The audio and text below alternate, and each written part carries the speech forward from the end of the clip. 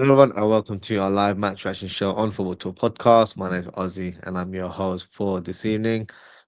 It's been a long time coming for me, as I've been out for a few days, as I'm sure some of you are aware. So I'm happy to be back. I'm live and kicking and ready to do some content as per our schedule.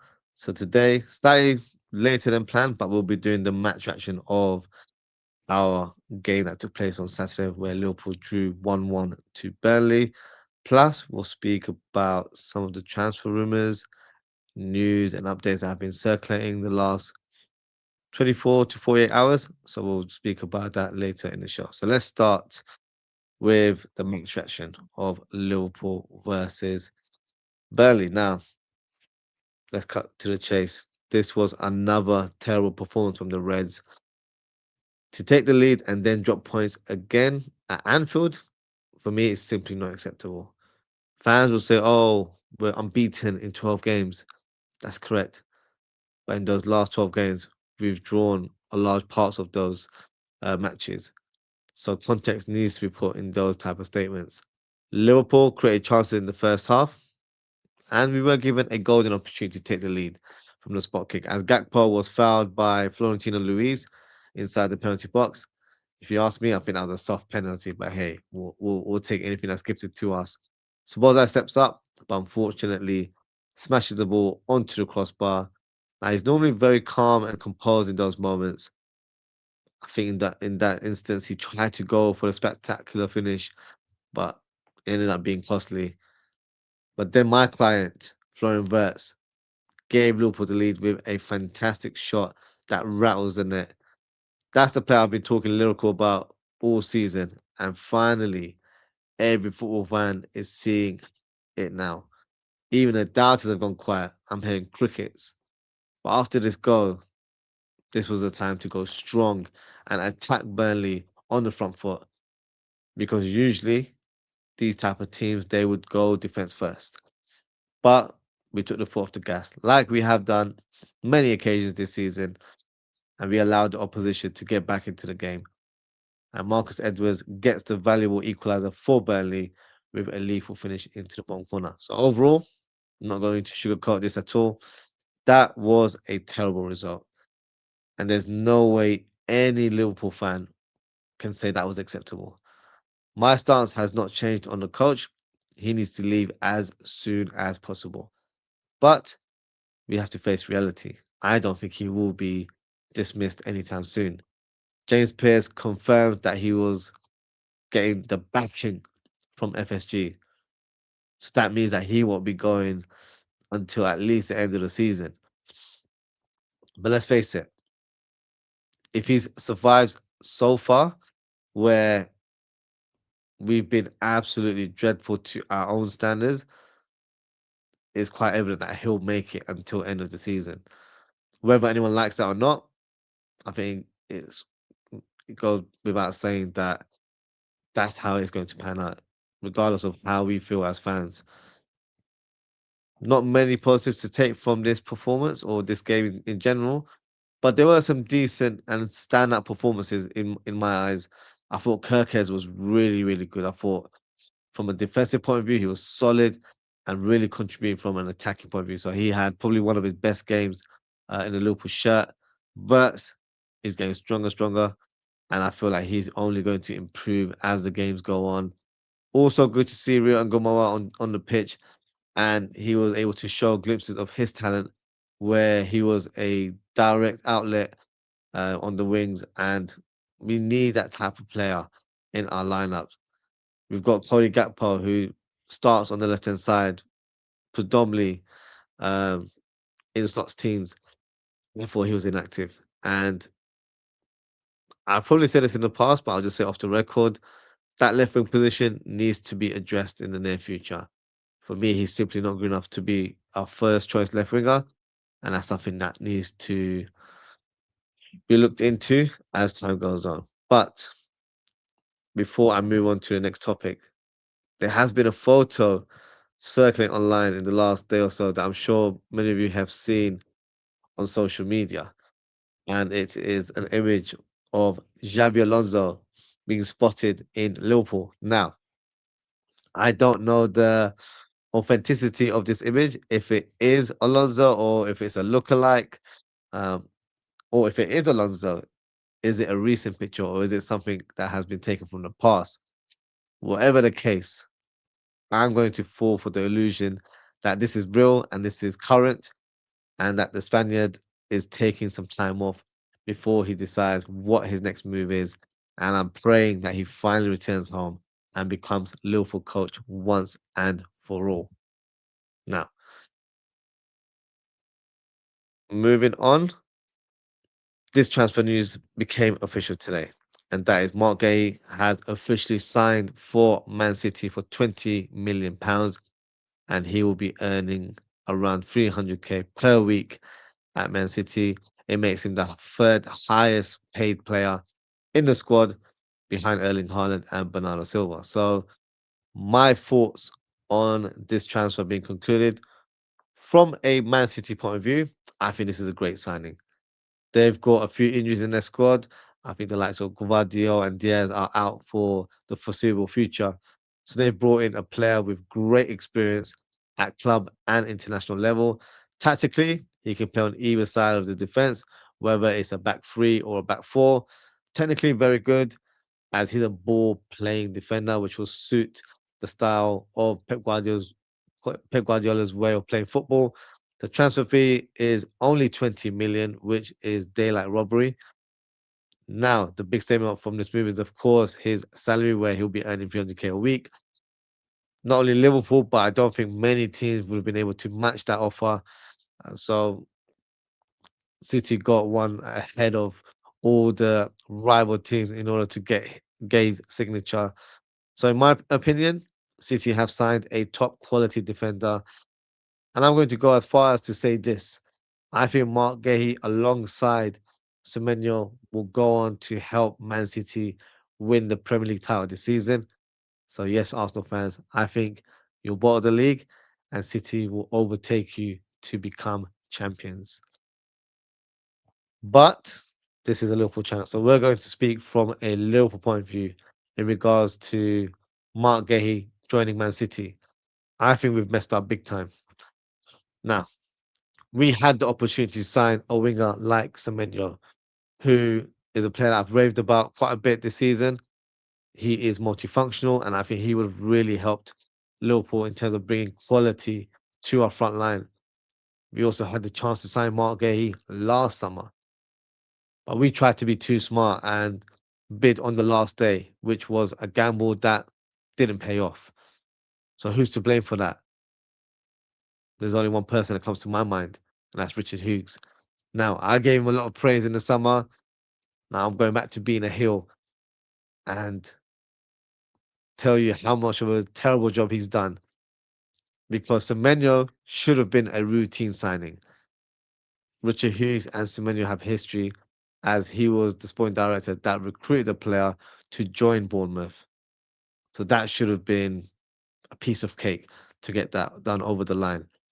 And why did we go for Marc Guehi on the last day of the window when we had sold Kwanzaa in June, I believe it was? That was a player that was supposed to replace Kwanzaa in terms of squad numbers. But what did Liverpool do? We tried to play it smart. We tried to save a few million quid here and there. When you spent 450 million in one window, there's no need to be bargaining at that stage. And we messed up that deal. That's quite obvious to say.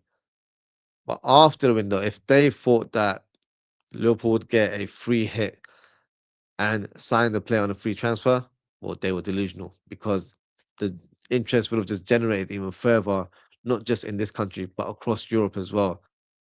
So that's poor business etiquette for me there. You know, Liverpool really messed up in that regards. And I said this a few months ago. I didn't think we would sign Marc Guehi after missing out on him in the summer. People thought it would be like the Van Dijk transfer situation where we couldn't get a deal done in the summer, although in Van Dijk's situation there, we couldn't conclude that deal due to legal reasons. But in the end, we managed to sign the player in the following window in January. And I didn't get that feeling from Marc Guehi's comments and interviews that he did after the window, and it didn't feel like to me that Liverpool was his only destination. It came across to me that he was going to weigh his options and make a calculated decision where when the time was right, and then decide where his next move was going to be. And to be honest with you, I don't blame him. I'm not going to knock him for that because that is a sensible approach. He's not a Liverpool fan, so he doesn't have that attachment to join the Reds. So I understood from his point of view that it was best for him to wait and see who would provide him with the best offer. And now he joins a Man City team where he'll be playing for a world-class manager in Pep Guardiola. He'll be playing alongside top quality players, challenging for major honours, and the cherry on top, he'll be earning 300k a week. So Richard Hughes, you're back on my forward watch until you make things right in the summer once again. And if you don't, I think your days as sporting director are numbered. So before we move on and speak about transfers, we're going to go through some of the comments and then we'll take it from there. So Bo says, big up Aussie. Hope you're well since this will be a long, long stream. Bo, sorry to reveal to you, I will not be doing a long, long stream. This will be an hour show. It won't be anything longer than that. But yeah, I appreciate you coming on and appreciate your comments. Bo has also commented to say, people are saying Slot gets the season regardless. Do you think they've taken the possibility of a big, big loss against Marseille into that? A big, big loss against Marseille is not going to change the fortune, in my opinion. I think the only time the club will react and dismiss Onslaught if we are in distance of obtaining top four finish. That's the only time they will make a change, in my opinion. I don't think what happens in club competitions like the Champions League or the FA Cup determines his future. I think the owners are looking at the Premier League. What is our current status? Are we close to finishing in the top four? At this stage, we're not far off. I know we're quite a few points away, but teams around us are dropping points like Villa, Chelsea have been inconsistent. So teams like that, if they're not winning back-to-back games, it gives us a chance to enter that fold and finish in the top four. So I don't think they will dismiss him right away, unless we're in a bit of a rut and lose back-to-back games like we did in October, November. But he still managed to survive. So if he can survive that, why would he be dismissed right now? His case will be, I haven't lost in 12 games. Why are you sacking me? So when that is the notion, he's not going to get dismissed, in my opinion. But unfortunately, I think as fans, we'll just have to wait and see. But for me, from my point of view and my perspective, mentally, I've already accepted the fact that he's not going to be dismissed this season. And I'm hoping and praying that a decision is made at the end of the season where we appoint the right man. And for me, the right man is Xabi Alonso. So let's see how the future unfolds. Bo's comment is the only reason of why Slot is here is because Edwards and Hughes have big, big egos. That definitely has a part to play because you can't sack a Premier League champion manager 6 months into the second season. That doesn't look well in terms of how FSG operate as a business, and it also shows a lack of credibility as well. Because if you've appointed someone, they've won the league, and then they've had a terrible start and you've dismissed them, that's a different type of culture. We don't have that culture within our ownership and our club. We're not a Chelsea, we're not a Man United where we can dismiss managers left, right, and centre. We don't do it that way. That's not the Liverpool way, as some fans will tell you. So that's why I've always thought that they will give him the benefit of the doubt to finish the season and take it from there. But of course, if we are distance from finishing in a European spot, then action would have been taken a lot earlier. So it's one of those things where if they were to sack him, they should have sacked him in November because that's where we were going through a terrible run of form, losing 9 games in 12 fixtures. That was the time to sack someone, but he survived that. So if he can survive that, he can survive anything, unfortunately. So I'm not even trying to praise him here. I'm just looking at the facts. Where if the owners haven't taken the stance to sack him then, why would they sack him now when he's been undefeated in the last 12 games? And I'm not saying that's a positive because, quite frankly, we've drawn many of those games in the last 12 games and we haven't won many. And we've been drawing against teams in the bottom half of the table. It's not like we're drawing against Man Cities and the Chelseas and the Arsenals. No, we're drawing against the Burnleys, the Leeds Uniteds, those type of teams. That's not acceptable. But let's see what the future holds. I think Arsenal, unfortunately, will stay until the end of the season. But I hope Liverpool are doing the groundwork of appointing the next man in charge. Well, comment to say, can you see Klopp in a sporting director role at Liverpool at some point, Ozzy? I don't think so because I think as a sporting director, I would assume it's quite an intense role where you're not just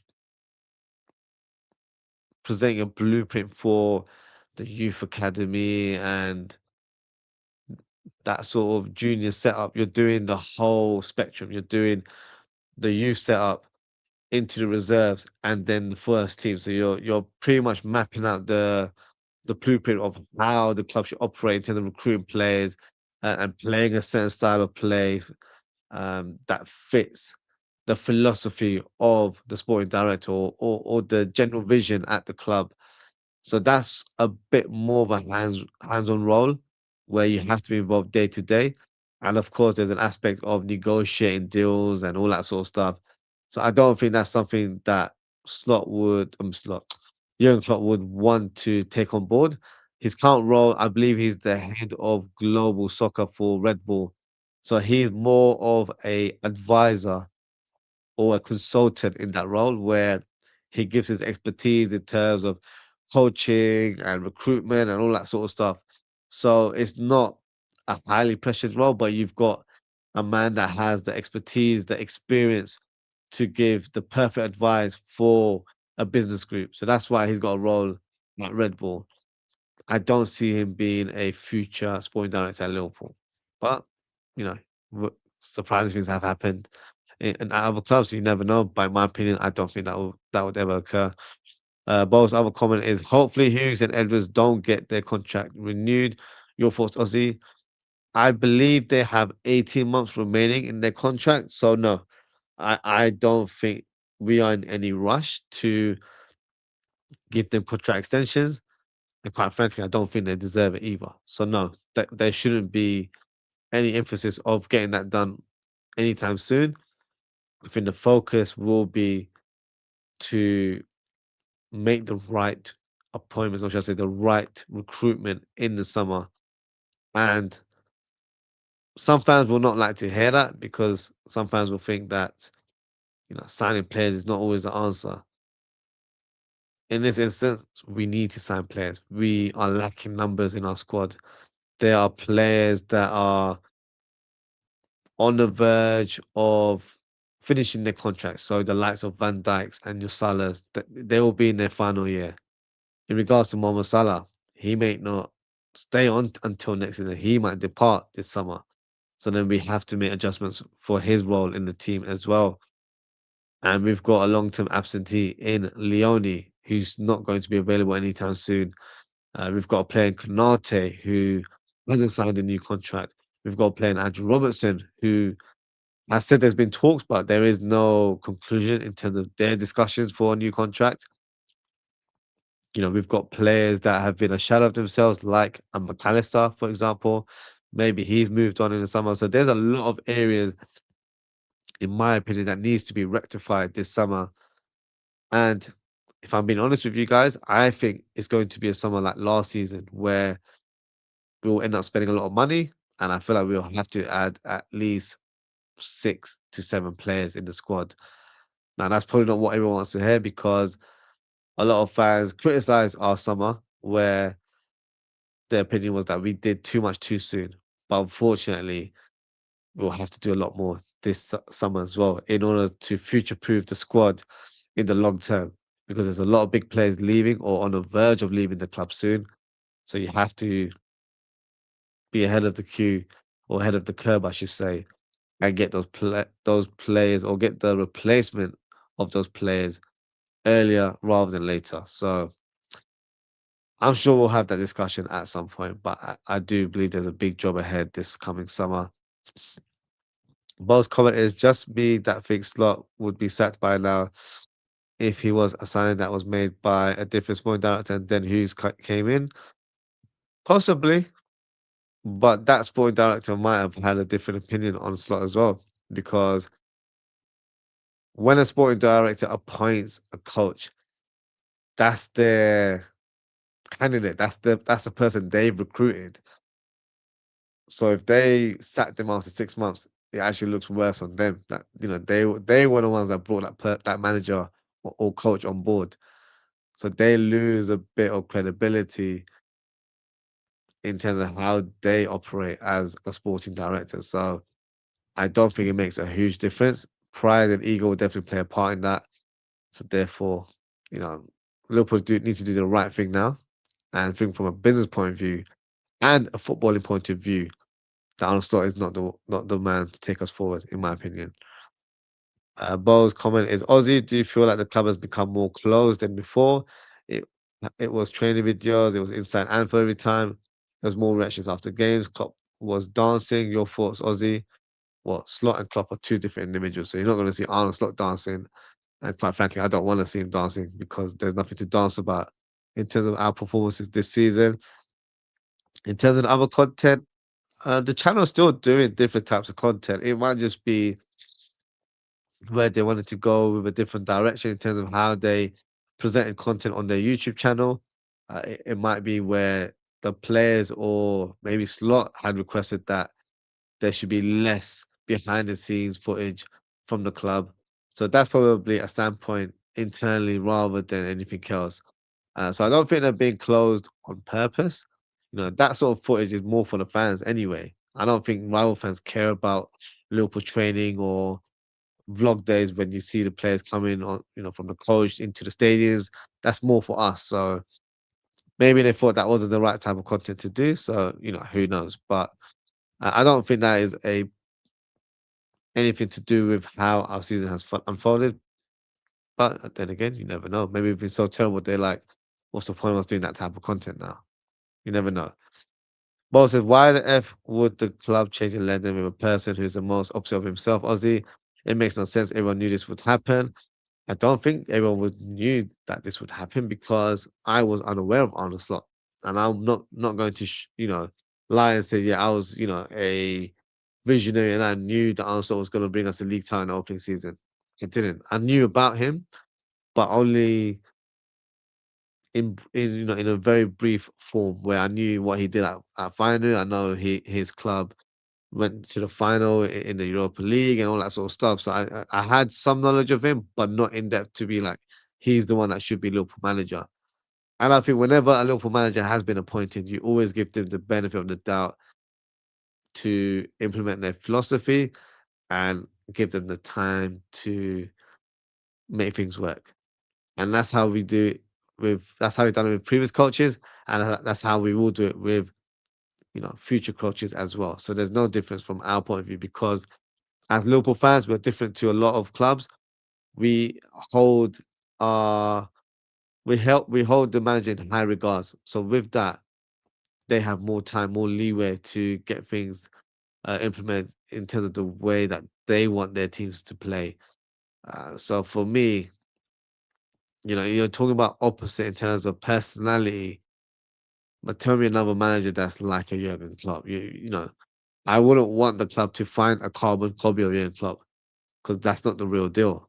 There's only one Jurgen Klopp, in my opinion. So if that's the viewpoint, that was not going to work. You have to find someone that's going to benefit the club from a football standpoint in order for us to get results and, of course, helping us to win trophies in the long term. That's what you wanted. You wanted a successor rather than a carbon copy or an imitator of your previous coach. That's not what the club wanted to do. To be fair, I wouldn't have wanted us to go for someone like a Klopp because for me, there isn't anyone like him. So we had to go through a different route and we went on a Slot. I don't think he was first choice personally. I think Alonso was the one that we really wanted, but you know, he had his situation where he was doing really well at Leverkusen. I didn't want to leave a team that was winning in style and that was really changing the outlook of German football at the time. Of course, it hasn't panned out that way because a lot of the players that were successful have vacated the club, and we've signed a couple of them in Frimpong and Florian Wirtz. So that's how it goes when teams become successful. The big teams come in and take their star players. So for me, Alonso was always first choice. Hopefully, he will become our coach one day. That's his big up, Aussie. What's your 11 for Wednesday? I'll do a match preview show tomorrow, so I'll reveal my starting 11 tomorrow evening. Boss, did you see Slot and Jones fighting against Burnley, Aussie? I wouldn't quite call it fighting, but yeah, they were having a heated discussion on the touchline. But that's normal. That's not nothing that we should be alarmed about in that regards. Boss says Aussie James Pierce literally said we won't sign a goalkeeper today before we sign Mama. He speaks what the club wants to get out. Slot is under immense pressure. That's true. Um, James Pierce does have his fair share of moments where he says things and it doesn't really pan out.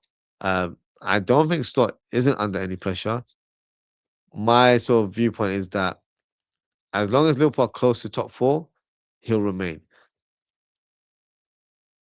But I think if Liverpool are smart, they'll bring on Xabi Alonso now. It would make the perfect sense to do that now. And that's not me wanting to get rid of Slot and not just saying it for the sake of that. I think if you got Xabi Alonso now, he'll be able to work with the squad, try and get understanding of the team, the dynamics of the team, and have a better understanding of what is needed in order to improve in the summer and next season going forward. So why don't you bring him a bit early, a few months earlier than planned, and then hit the ball, hit the ground running from there onwards. That would be the logical approach. And I feel like Alonso would bring that good feel factor back to the club where I think the fans will be on board. I think the players will be lifted by his presence. And I think from Alonso's point of view, he'll be signing or joining a club where he will be very, very highly regarded and very, very highly respected from the top end in terms of the owners, but also to the fans as well. Just because of his stature as a player, but in terms of how he carries himself and what he stands for, I think it's something that the fans correlate with him very well. So he's the perfect fit for me. If I was to come up with a dream candidate to become Liverpool coach, I would love it to be Luis Enrique. But I think Alonso ticks a lot of the boxes, and I feel like it's more of a right fit than just going for s- a sort of top level coach because he's doing well at somewhere else. I think for what we want as a club and what we stand for as well, I think Alonso would be the perfect person to take this club forward. Bo says we all know Slot will get sacked if we lose 5 or 6 now against Marseille. You've been saying that for quite a few weeks that if we get a big defeat, he'll get sacked. I don't believe that will be the case. Bo said, never thought I'd be saying this, but Greenwood, you have one job at Wednesday, banging those goals to get Slot sacked. Yeah, I'm sorry, I'm not standing for that. That I'm not going to ever be on Greenwood's side in any shape or form. And quite frankly, even if they beat us 5-0, he's not getting sacked. So no, I'm not going to be supporting Greenwood in any shape or form. Bo says would Klopp got third with Williams and Phillips at centre back. Should get top four with Virgil and Ibu, in my opinion. Yes, you say with Ibu and Virgil, but the thing is, what if one of them picked up an injury?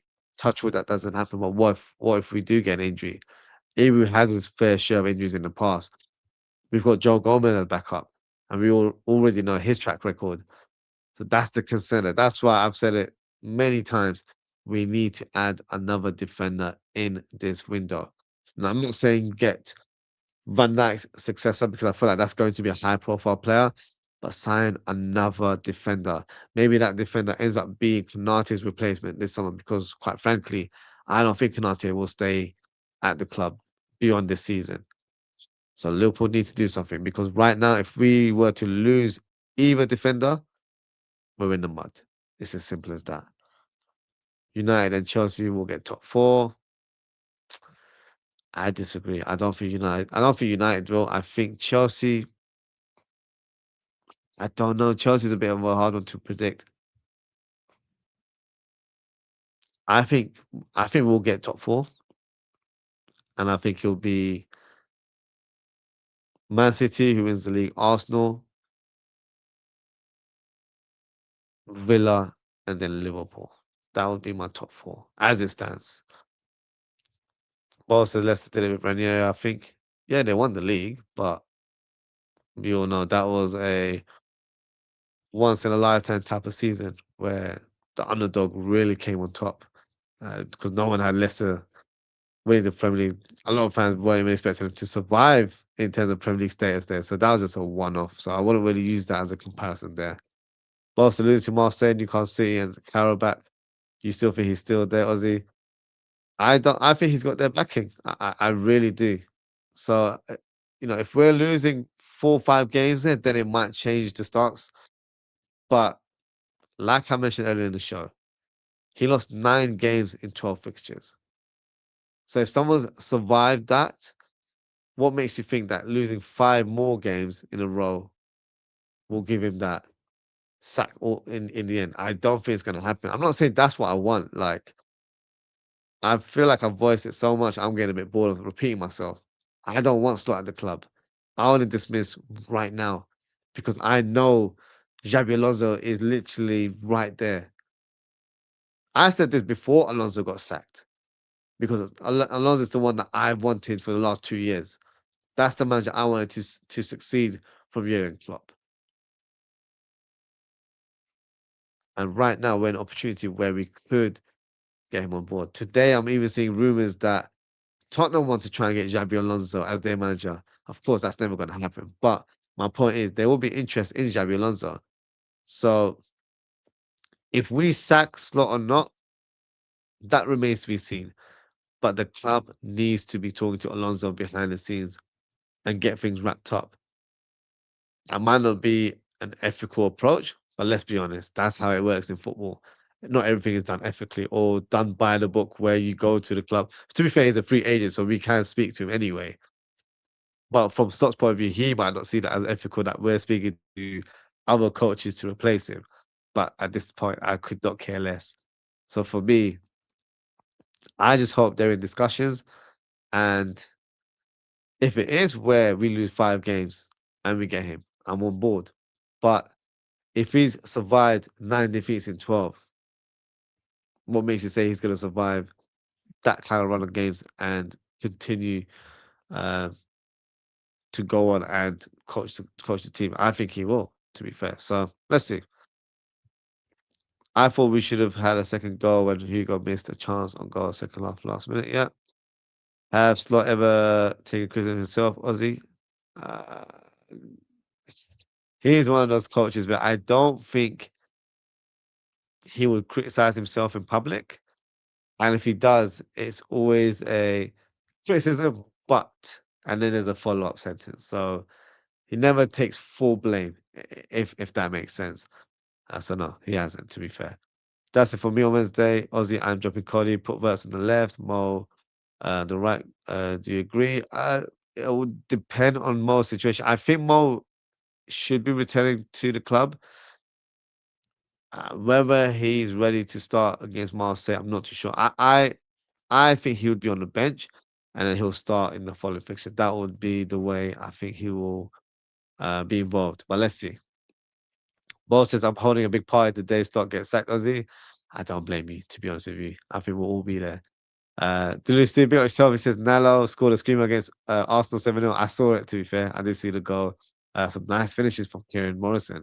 He got himself a hat trick there. But Slot will not use him, that bold prick. I don't think Nalo's good enough for the first team. Sorry to break it down, but I don't think he is. Steve said Nalo's ready. No, I don't think he's ready. I'm sorry, guys. I don't agree with that. Um, if we're in 10th in March, FSG will sack him, Ozzy. Yeah, that's what I'm saying. So if we're distance from top four, then that's always been my point here. As long as we're within top four reach, they're not going to sack Slot. That's just how it is. If we're from, if we're like 10 points away, then they'll have to make a change because it just puts us in a worse position. And you'd want someone to come in and galvanize the squad. So that's not the right approach. I think that's a very knee-jerk sort of response from the ownership, but that's how I think they're looking at it right now. So yeah, let's see what happens. Okay, let's move on and talk about potential targets for the summer. Now, after missing out on the deal to sign Marc Guehi, according to rumors, Liverpool have identified Nico Schlotterbeck and Alessandro Bastoni as their top targets to strengthen the backline. It's understood Bastoni would be open to a move to Anfield. So, my thoughts on that, quite frankly, I would be happy with either defender because I feel like they are top quality. I think they're definitely, for me, top 10 centre backs in the world. So I feel like they will give us the adequate quality that we need. And I also see both players being at a good age, both 25, 26. And I think they can go on to be the long-term successor for Virgil van Dijk in the team. So for me, I think either or, I would be satisfied. Um, I've always said Bastoni is my sort of dream centre back signing, but my gut feeling is telling me that Schlotterbeck is the more realistic one, and I think maybe the more suited centre back for Liverpool. Just because I haven't seen Bastoni play in a back four that many times in his career. Whereas Schlotterbeck, I have. I saw the highlights a couple of weeks ago where he pinged a beautiful pass to their right back and then he whipped in the cross and they took the lead in the first half. So, he's got that distribution about him. He's very good on the ball, very underrated in my opinion. But of course, outside of that, 6'5", strong on and off the ball, uh, dominant in the air, leader, captain for Dortmund as well. So, he's got every credentials for me to be a valuable asset to our team. So let's see what happens in regards to Bastoni. I feel like Bastoni will probably play most of his career at Serie A. I don't think he'll leave anytime soon. So I don't see there being any truth that he wants to move to the Premier League. I would go for Schlotterbeck. That would be my choice. I've actually added a poll in the chat, so I'm just going to see if anyone's responded to it or they've given their take. Um, so let's see. If you haven't, feel free to go to the live chat and vote. So there's been 4 votes and it's split. It's 50-50. So I'll go back to the poll at the end and see what the outcome is. But yeah, it's 50-50 uh, as it stands. Okay, just gonna go through some of the comments before we move on to speak about another player being linked with a move to Liverpool. Uh, where are we? Luis asks, do you believe in Italian players in the Italian players jinx Oz? Uh, from a Liverpool point of view, of course, the history will say that we haven't done well with Italian players, unfortunately. But I think it's bigger than Liverpool. I think you know, apart from your Zolas and Balotelli, maybe to an extent, I wouldn't quite say Balotelli was a huge success. To be fair, there haven't been many Italian players that have been successful at the club. It's for me. I think a large part has to do with the way the game is played in English football. I think from their point of view, in terms of how Italian teams set up defensively, it's more strategic rather than just being physical and you know pinching into players left, right, center. That's not really the way that it's more tactical, more strategic to the how they set up. That's why they predominantly play a back three or a back five. So it's more of the defense is your base, is your foundation. Whereas approach is a little bit different here. But in terms of other attacking players or midfielders and strikers, I think they've struggled in terms of the intensity and the speed of the game. and some of them have struggled with the physicality. So it's just not a right fit, unfortunately. And unfortunately, history will tell you that that is the case. You mentioned a few players there: Aquilani, Docena, Chiesa, Balotelli, Barini, Badalki, Paletta. Well, Paletta was an Argentine international or Argentine youth player, sorry, when he joined Liverpool, and only switched his alliance when he went over to AC Milan. So I won't classify him as Italian, but then again, he didn't do really well at the club either. So he made his name once he moved over to Serie A. So yeah, by that notion, yeah, we've not had our best luck with Italian players, and that's probably why a lot of fans will be hesitant to sign Bastoni. But if there's a player that could break the mold, I think it could be Bastoni. But having said that, I think Schlotterbeck is the more realistic target in all aspects. From a financial point of view, I think he'd cost about 40 to 50 million, whereas Bastoni would cost about 80. So almost twice the valuation there. And I think he'll settle in quicker because he's accustomed to playing in a back four. Um, and I don't know if Bastoni speaks good English, but of course, language could be a barrier as well. Whereas I know Schlotterbeck speaks English, um, so yeah, little factors here and there. But I would say Schlotterbeck is the more likely. I hope he's our top transfer target because I think he'll be a fantastic successor to Van Dijk, and I think for next season they can play alongside each other as well. Van Dijk would have to switch to the right side of centre back, but with it being his final season, I don't think that's a huge deal. I feel like we need to let Schlotterbeck get accustomed to play left side and centre back and be the leader of our team going forward. So I think that would be a formidable partnership. Um, and if we can add another defender, I think that will give us plenty of depth in our squad. But also thoughts on a booing and attack from the cop Aussie. Is this a positive thing? Um, I wouldn't call it a positive thing. I think it's the correct thing from the fans because when you're paying your hard-earned money to attend these matches, for me, you have every right to express yourselves.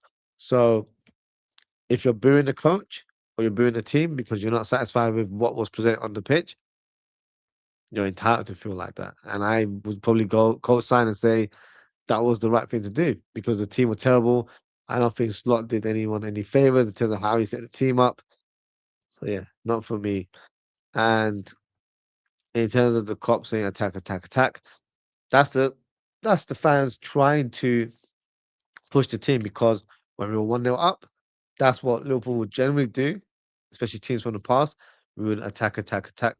Attack is the best form of defense if you ask some coaches. So they have every right to say that.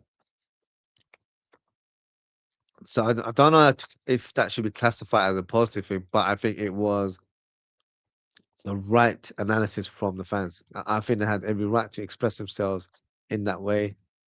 Brazy, big up Brazy. He said that's on Liverpool winning Champions League. I don't think Liverpool are winning the Champions League at all. But if they were to win the Champions League, I think that could save Arne Slot's position. But that's just my take there. Now, let's move on and speak about Mickey van der Ven. So the current rumor is that Liverpool reportedly want to sign Van der Ven as their long-term Virgil van Dijk replacement. Understand that personal terms is not going to be an issue with the Dutch international as he wants to join Liverpool. His contract expires in the summer of 2027 and would be 100% open to leaving this summer. So my thoughts on Mickey van der Ven. Overall, I think he's a good defender. I think he's a solid defender, really quick, quicker than most players, let alone defenders. Decent left foot, strong on and off the ball, good read of the game. So I feel like he would be a good addition to our squad. My only concern with Mickey van der Ven would be his injury record. He's had quite a few injuries at his time at Tottenham. So for me, that would be a huge caution mark there, where I don't know if that's the player I would want us to sign. Because if he comes in and he's injured and he's on the sidelines, what use is he to us? So I I think he's a decent player, but I don't think he's the right player for us. If we were to sign him as a squad player where he was a third choice or fourth choice, I think that would be a different conversation because that way you're managing his minutes a bit more and he's not required to play week in, week out. But this article said that he was going to be Virgil van Dijk's long-term successor. So that means he's going to be in the first team. So in that regards, I think Schlotterbeck or Bastoni would be better options for Liverpool going forward. Uh, Bo's comment is Virgil didn't like it though. Well, Virgil was very honest, and because you said it's a positive thing, I didn't say it was a positive thing. Um, but Virgil has a right to express himself as well. It's not nice to hear, but I feel like the fans are entitled to feel how they express themselves. You know, the player can't really be like, oh, the fans shouldn't do that. Fans have every right. We're frustrated. This is not just a one-off instance where we've been, poor in a game and then that's been our reaction. This is deja vu. This happens week in, week out. So we're frustrated. This has been happening for months. So we have every right to feel frustrated. So I don't think anyone can keep the fans quiet. The fans have every right to express themselves. Whether it's right or wrong, for me, they are entitled to express themselves on the I should say on the pitch in the stadium. Bray said Red Men believe Liverpool can win Champions League. Yeah, I'm not sure about that one, to be honest with you. Um, on to the next rumor. Yan Diomande. Now, Red Bull Leipzig director Marcel Schaffer says that Jurgen Klopp helped them decide on signing Yan Diomande after reviewing some videos and data that he received. The forward has been heavily linked to a move to Liverpool and confirmed that his dream is to play for Anfield one day. So my thoughts on that. I did see something last week where I read that he had a lot of trials at certain clubs, I think including Chelsea.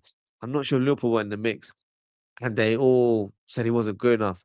And a couple of years later, all of these teams are trying to get his signature now. So it's funny how football pans out sometimes. In terms of Jurgen Klopp helping them recruit the Monday, that's a positive, I guess, to an extent, because you would hope Jurgen Klopp speaks to someone within the club and says, "Look, you guys need to go for him." Um, and look, I've watched. I spoke about him a few weeks ago, and I was put off by the price tag. The price tag was reportedly to be around 100 million euro, which in pounds would be about 95 million pounds. So I said that that's quite expensive for an 18-year-old. Now, the price that so Chelsea have also been linked with him, just to give you guys a bit of context. So the link with that is that apparently they want to sign him for 80 million pounds this window. Whether that happens or not, I don't think it will. But he's an interesting profile. I've watched him since we've been linked to him for the last few weeks. He lost, unfortunately, over the weekend, 5-1 against Bayern Munich, but he played a role, or he played a part in the consolation goal in the end, where he provided an assist from the right hand side. So what impresses me about Yan Diomande is that he's very versatile. He's I'm not saying he plays like this player, so please don't quote me on this. He's a similar profile of Semenyo, where they're both um, able to play on the left wing and the right wing very, very comfortably. They're both footed, the pair of them. So um, Diamande doesn't even know what's his stronger foot. That's how he plays in my eyes. So electric on the ball, really direct, really quick, but end product is getting better for his, especially for his age. 18 years old. I watched him at AFCON as well for Ivory Coast. Electric on the ball. Him and Amad Diallo. They were the star players for the Ivory Coast national team. So he's a player that has huge potential. Now, would he be my first choice to sign for Liverpool, whether it's to replace Mohamed Salah or to sign as an additional attacker? He wouldn't be my first choice, but it would depend in terms of what Liverpool are going for. So let's paint two scenarios. Let's paint a scenario where Mohamed Salah actually stays on for his final year of his contract. So he's not been sold this summer. Do Liverpool find his successor this window or this next window coming out in terms of the summer? I don't think they would. because for me, there's only one person that replaces Mohamed Salah in this team, and that is Michael Olise. I don't want to look anywhere else. For me, that's the guy that we need to go for. So if we have to spend our whole budget on one player, it has to be on Michael Olise. But if we're trying to sign another profile player that can cover both wings, I think Diomande would be a fantastic signing because he can play comfortably on the left. I think in this current team, he would probably surpass Gakpo, and I think he'll start in this team. I think that's how good he is. He's got that kind of potential to be a top player in years to come. So for me, I've been very impressed. I'm going to continue to watch him in this course of of the season and see how he progresses. But he's a player that's definitely on my radar. So if you haven't watched him, do try and check out Red Bull Leipzig, whether it's in the Bundesliga or in the Champions League. You'll see what kind of player he is. So he's a very talented player. The fee is a bit of a stumbling block for me. But if my former gaffer Jurgen Klopp gives his stamp of approval, then it means there's a top player there. So that's how I would look at it going forward. Just going to read some of the comments. The Lulu Steve says this Damke is a fan of the club, isn't he? Ozzy, yes, he is. He said that he's always wanted to join Liverpool. I think his father is a Liverpool fan, so that puts us in a great position there. Uh, what's his best position, and is he left or right footed? So he's both footed. So when I watched clips of him earlier, I thought he was. I think he's naturally left footed, but his right foot's just as good. Honestly, he's very versatile, and he can score with both feet. He can cross with both feet. So he's one of those unique players in this day and age where he's just as effective on both wings. We've had players over the years where they they do really well on the left, but when they're on the right, maybe because they have to play a bit more too direct, they just don't really flourish in that role. He's different because in this Red Bull Leipzig team, uh, whenever Nusa's not available, Diomande plays on the left. But when Nusa is in the team, Diamonde's on the right. So they've got Nusa, who's another player that I really like as well, on that left wing. But Diomande easily can play on that right wing. So if Liverpool want to sign an additional winger in the summer, which I believe will be the case, regardless if Mohamed Salah leaves or not, I think John Money could be a player that we would look towards alongside someone like a Barcola. Yep, I had to mention his name at some point, Steve. So that kind of profile where they can play on the left or they can play on the right. I think we need that kind of versatile forward. Um, and if they predominantly play on the left, I feel like they have a strong chance to claim and make that left wing their position. So that's the type of profile I think the club will be looking at this summer. Can he score or assist with his weak peg? Yes, he can. He certainly can. Is he a Sadio profile, two-time AFCON champion? Yes, he is. So big up to Sadio Mane for winning AFCON's second time in a row. By the way, what a crazy final that was in terms of the madness that happened. Um, the Panenka attempt from Brahim Diaz. Don't know what he was thinking. And the shenanigans happening on the sidelines where ball boys were trying to take the towel off. I think it was a second choice Senegal keeper. Not only that, one of the players, Sabiri, I think he's the one that plays for PSV. He tried to do that as well. So yeah, crazy stuff happening on the pitch in the AFCON final. Is he a Sadio profile? So Ozan, big up to Ozan. So when I spoke about him, Ozan says that the way you're describing him, Oz, he sounds like a Sadio Mane type profile player. Don't Maybe because Diomande is a bit taller, I'm not seeing the likeness, but in terms of style of play, maybe he reminds me of someone, but I just can't put my finger to it. So that's something I'm going to mention at some point in the coming weeks because I know this player is going to be linked to us again. He reminds me of someone. I don't know what it is. It could be Mane for all I know. So I'll have to watch some Mane compilations again and try and combine the two and see if that is the correlation that's in the back of my mind. Um, but he could be that type of player, to be fair. Because Mane was fantastic when he first joined us, when he played right wing, and then when Salah came, easily effective on the left hand side. But of course, Mane predominantly right footed, can shoot with his left boot as well. But I feel like Diomande is a bit more natural with his weaker foot, if that makes sense. So yeah, he's a very interesting profile. So definitely, if you can, check him out. Very, very talented player and one for the future, I would say. Since it took 53 minutes to mention Bakala, yeah, it had to happen. It had to happen. If I'm speaking about a winger, I'm gonna have to bring Bakala's name in some shape or form. Worst ever pen in history, Oz. In terms of AFCON history, most definitely. In terms of, AFCON matches that I've watched in the last 10, 15 years, well, definitely. But in that magnitude, in that kind of final, yeah, it will definitely have to be up there, I guess. Uh, Configuring AFCON is suspending Senegal manager. Is that correct? Due to breach of integrity by walking off the pitch. Interesting. Because I did hear some rumors about uh, him not being on the sidelines when the World Cup happens.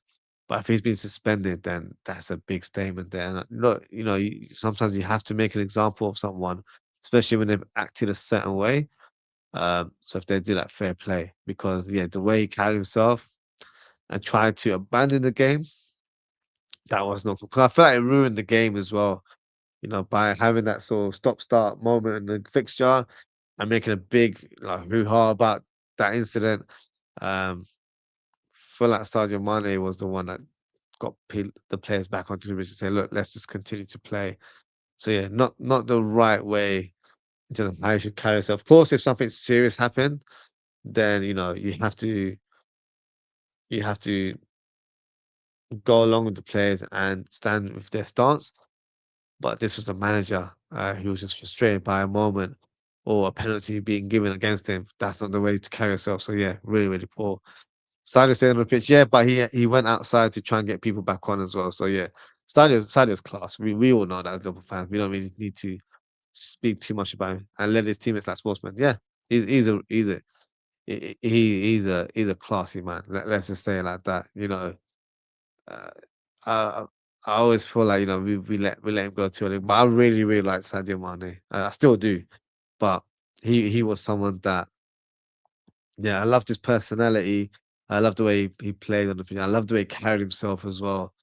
And yeah, he's gained all the plaudits and respect that he deserves, especially in terms of African football. So yeah, top player, top professional, top human being altogether. Emmanuel Slot leads the players off the pitch due to poor call. I don't think Slot has the balls to do that, if I'm being honest with you. Um, and the final rumor today is regarding Curtis Jones. So apparently, Curtis Jones has been attracting interest from Tottenham, and the source is coming from Paul Joyce, which we all know is quite a reliable one. So my question to you guys is: should Liverpool consider selling the midfielder this month or in the summer? Now, in terms of this month, it's a definite no. That's not even a conversation that I want to even begin with because he's by far one of our best midfielders alongside Szoboszlai this season. So that's not even an option. Now, in terms of the summer, I wouldn't even co-sign that. I I quite like Curtis Jones. I might be a minority here, but I like the way he plays the game. I like the fact that he can play in a double pivot, but I also like the fact that if we needed him in a more of an advanced role as an understudy to Florian Wirtz, he's more than capable of doing that as well. So I feel like he's an all-round player that you need to have in your squad. And outside of that, you need players that have a connection with the club, the people, the city, and he embodies that. So for me, Curtis Jones has a future at the club, and I wouldn't sell him anytime soon. So that would be my stance on him. Steve says overseas league Oz, not rival clubs. Have him connect with Constant by Leverkusen. No, I still want Curtis Jones to be at the club. I don't think he'll be a starter week in week out. I don't think he's that type of player for us. But what he is, he's a very solid and reliable option to have off the bench because you can never doubt his ability, but also you can't doubt his application and attitude for playing for Liverpool, fighting for that badge. And sometimes you can't buy that type of player. So for me, I would keep him on board, not for sentimental reasons. I think technically he's a good player and I think he'll really help the club going forward. So for me, I would not sell Curtis Jones this window or in the next window. That's how I would look at it, to be fair. Just going to go through the poll. it's 50-50 still. So yeah, interesting to see how that is going on right now. Uh, but that is it for today, guys. Thank you so much for tuning in. If you have already, please don't forget to like, comment, share, and subscribe to the channel. And shout out to Bowl, shout out to Daz, and shout out to Delulu Steve, and also shout out to Brazy for your comments. Appreciate your engagement as always, guys. In terms of upcoming shows, I will be doing a match preview of Marseille versus Liverpool tomorrow evening. And then on Wednesday, we'll be doing the live watch long of that fixture, plus a match reaction show as well. So we're back on the grind with more content coming up this week and for the upcoming weeks as well. So that is it for today, guys. Thank you so much for tuning in. Take care, stay safe, and I hope to speak with you all very, very soon. Goodbye.